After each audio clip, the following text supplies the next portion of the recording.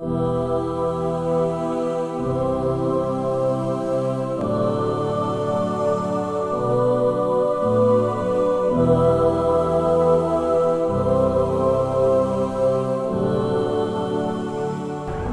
kita mau ngikutin omongan orang, kita nggak bakalan jadi benar. In tuti' aktsara man fil ard yudilluk. Kalau engkau mengikuti mayoritas yang di muka bumi, mereka menyesatkan engkau dari jalan Allah. Kalau kita mau ngikutin mayoritas, mau ngikutin kebanyakan omongan manusia, jangan. Ada satu hakim bersama putranya berjalan berkelana. Naiklah mereka masuk ke satu kota. Mereka naik keledai. Bapaknya naik keledai, anaknya jalan kaki. Maka masuk di kota itu, baru masuk kota, di situ ada orang-orang nongkrong. Dia berkata, oh ini bapak nggak punya kasih sayang, nggak punya kecintaan, kasih sayang terhadap anaknya.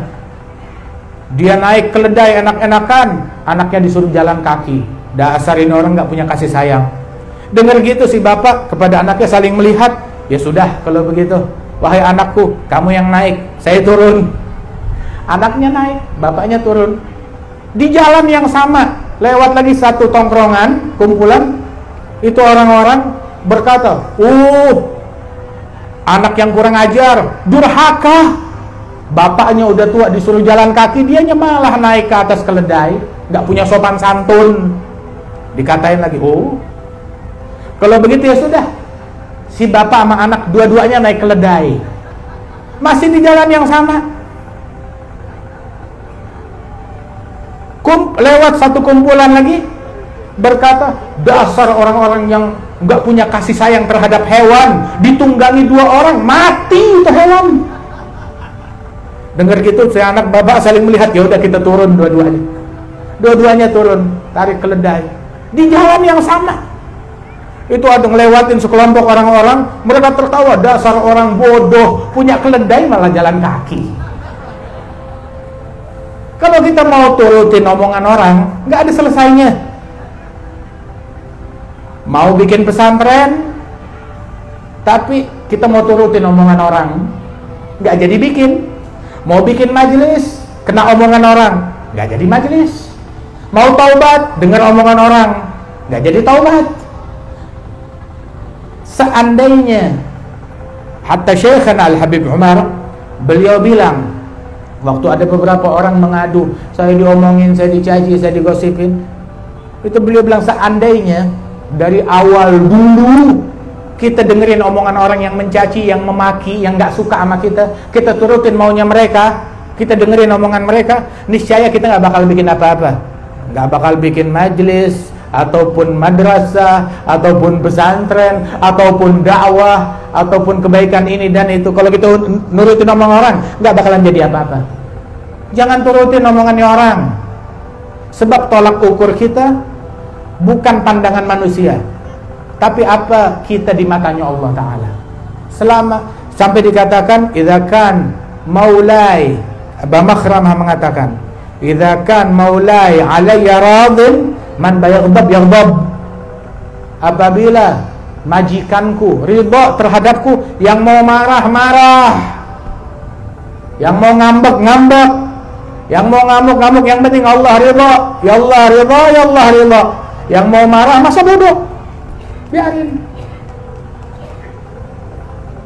biarin mereka ngomong sesuka mereka. Sebab ada satu orang dimaki, dicaci maki, dikata-katain. Begitu dikata-katain oleh orang yang memaki dia, udah selesai caci maki, dia lihat bajunya, dia buka kantongnya, dia lihat tangannya, dia periksa wajahnya, bilang nggak apa-apa, nggak gatel, nggak jadi bisul, nggak jadi jerawat. Habis dimaki-maki, badan saya nggak kenapa-napa. Silakan lanjut ngomong sesuka kamu, saya nggak kenapa-napa, saya baik-baik aja.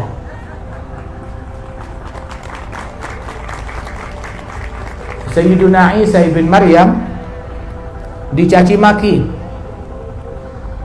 di hadapan pengikutnya Hawariyin. Saat dicaci maki oleh pembenci tersebut, udah selesai dimaki-maki, Sayyidina Isa bilang, jazakallah khair, syukran, terima kasih, semoga Allah memberikan balasan yang baik kepada engkau. Murid-muridnya bilang, ya Ruhallah, kamu dicaci, kok kamu malah berterima kasih? Dia bilang, ya sebenarnya menurut pandangan saya atau pola pikirnya dia beda dengan kita. Ini bukan mencaci saya, dia menginfakkan apa yang ada dia punya di dalam hatinya. Kebetulan yang dia punya di hatinya kebencian, itu yang dia kasih kepada saya. Saya cari di hati saya cuma ada cinta, doa, dan terima kasih, dan itu yang saya berikan kepada dia. Masing-masing menginfakkan apa yang dia punya di kantongnya.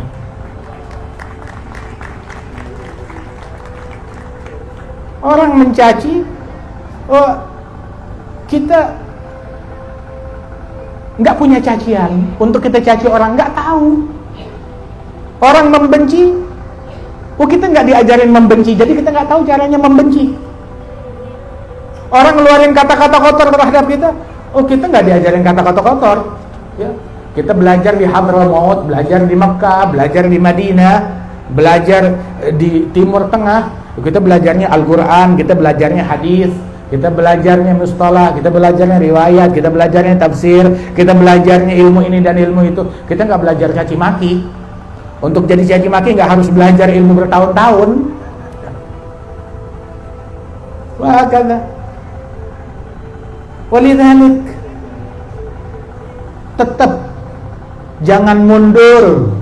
Kalau kita mau taat kepada Allah Ta'ala, mau taubat, jangan mundur. Memang diuji, dimaki, dicaci, biarin aja. Orang mau mencaci, mau memaki, silahkan. Tetap kita jalanin. Sesungguhnya yang mencaci bakalan meninggal dunia, dan majelis tetap jalan terus insya Allah. Yang gak suka bakalan mati, gak suka sama majelis, gak suka sama pengajian kita, ini bakalan meninggal dunia. Majelis tetap jalan terus, jangan khawatir. Hakada. Kita sibuk, fokus dengan apa yang kita jalani. Jangan kita mencaci orang, jangan kita memaki orang, jangan kita komentarin orang. Kita jalan di jalannya Allah Subhanahu wa Ta'ala, dan justru di situ diuji kesungguhan kita, ketulusan kita kepada Allah Ta'ala. Sebab ya maaf, kita disuruh sholat, sholat kita nggak beres. Oh saya sholat bener, ya tapi khusyuknya kurang, tadaburnya kurang, ikhlasnya kurang. Kita sholat ada riya, ada ujub, ada kibir. Sholatnya kita kayak begitu. Kita disuruh sholat, kita nggak pandai, tidak pandai sholat dengan benar. Disuruh puasa, kita tidak pandai puasa dengan benar. Sholatnya kita ya gitulah seadanya, alal mawjud.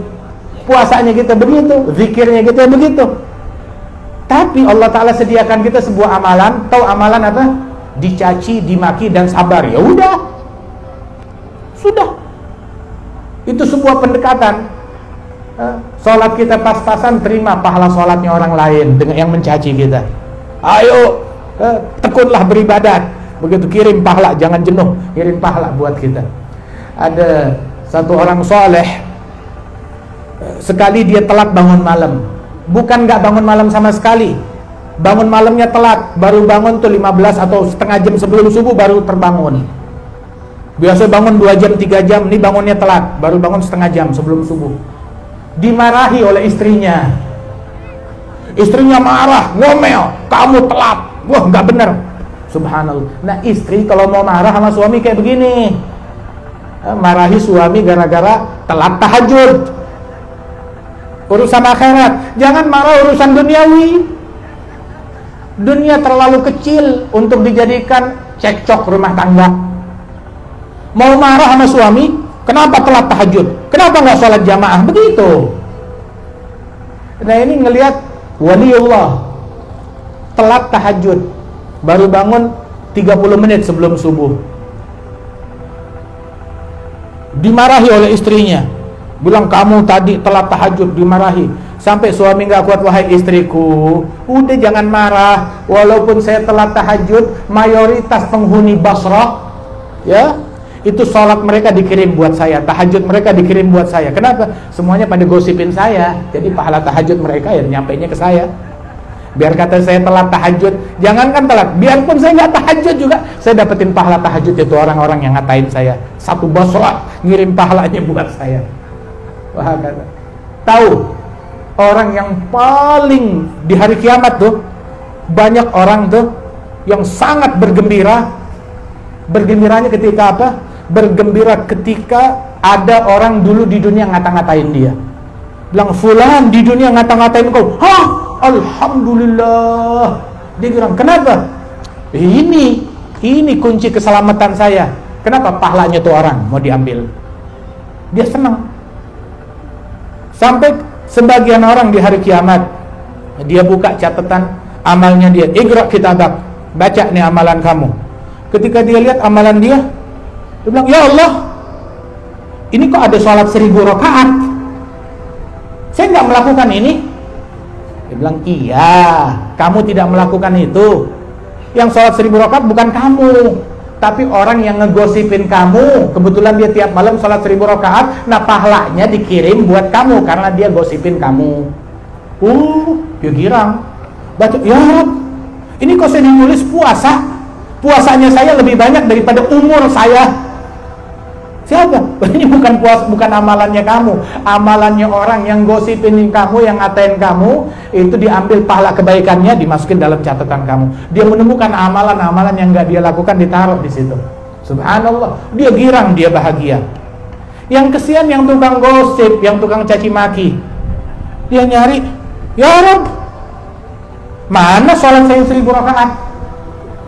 Ya Allah, mana puasa saya yang tiap hari?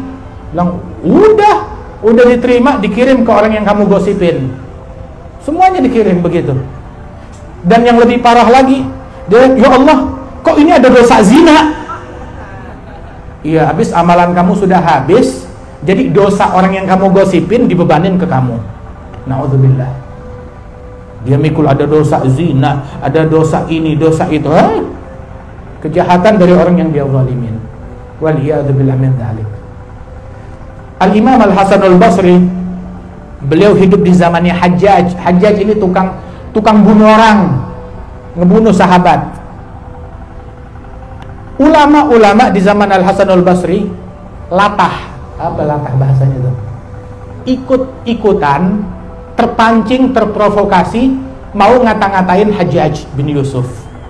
Cuma biasanya begitu, ngatainnya di belakang. Begitu ada orangnya kabur, ngata-ngatain, jelek-jelekin Hajjaj bin Yusuf.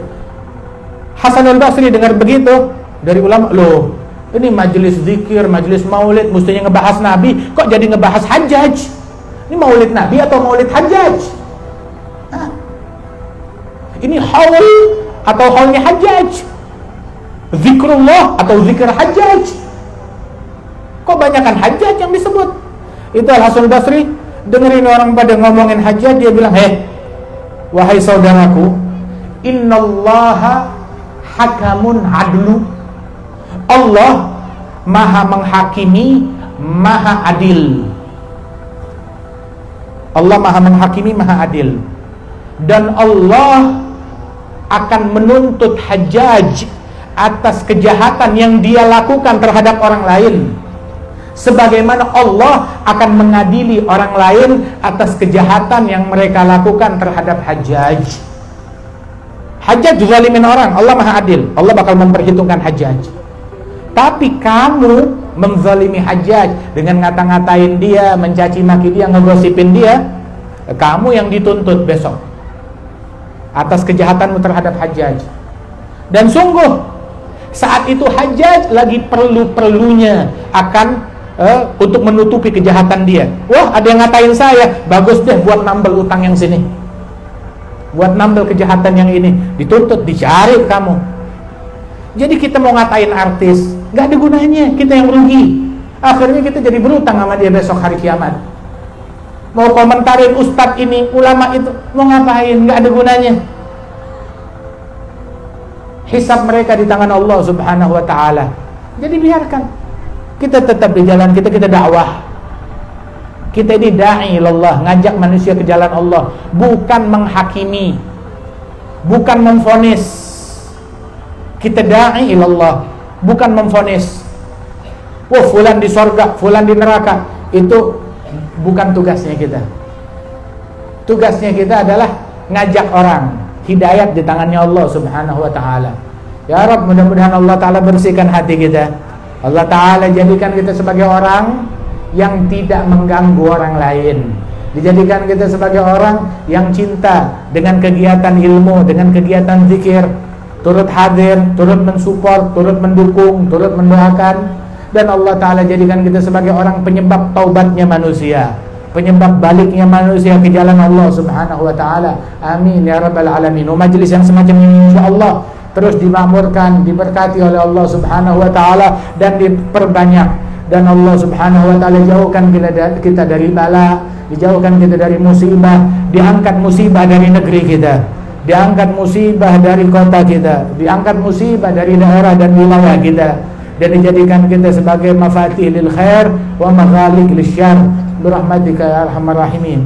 Allahumma ij'al jam'ana hadza jam'an marhuma, tafarrugana min ba'dihi tafarrugan ma'suma. ولا تجعل فينا ولا منا ولا معنا شقيا ولا محروما. اهدنا بهداك واجعلنا ممن يسارع في رضاك. لا تولنا وليا سواك ولا تجعلنا ممن خالف أمرك وعصاك برحمتك يا أرحم الراحمين يا أجود الأجودين ويا ذا القوة المتين ويا راحم المساكين ويا أرحم الراحمين. صلى الله على سيدنا محمد النبي الأمي وعلى آله وصحبه وسلم وآخر دعوانا أن الحمد لله رب العالمين بسر الفاتحة.